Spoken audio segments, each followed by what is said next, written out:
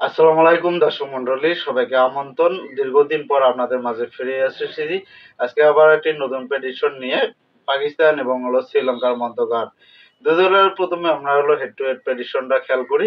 দুই দল মোট ১৫৭টি ওডিআই ম্যাচে মুখোমুখি হয়েছে, যেখানে ৯৩টি ওডিআই ম্যাচ জয়লাভ করেছে পাকিস্তান এবং ৫৯টি জয়লাভ করেছে শ্রীলঙ্কা। এবং দুই দলের মধ্যকার ৪টি খেলা পরিত্যক্ত হয়েছে এবং একটি ম্যাচ টাই হয়েছে।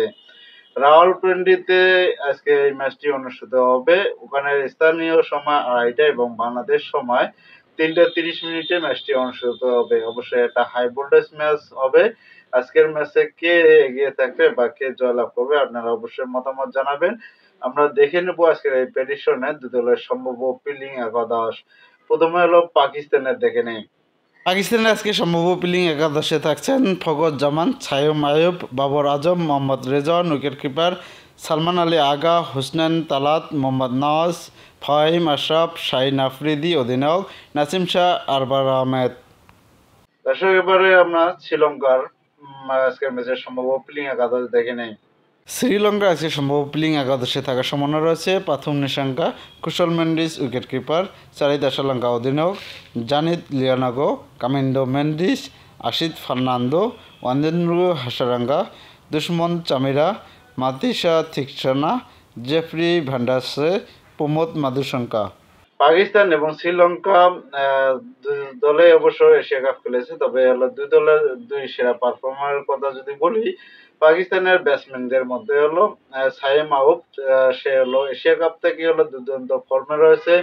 এশিয়া কাপে পাকিস্তানের টপ ফর্মার এবং তারা লাস্ট যে সাউথ আফ্রিকার বিপক্ষে সিরিজ খেলেছে সেখানে ৩ ম্যাচে ১৬৯ রান সংগ্রহ করেছে, অর্থাৎ তিনি ফর্মে রয়েছে। এবং পাশাপাশি শ্রীলঙ্কার বোলারদের মধ্যে সবচেয়ে ভালো বোলার পারফর্ম করছে ওয়েন্দেন্দু হাসারাঙ্গা।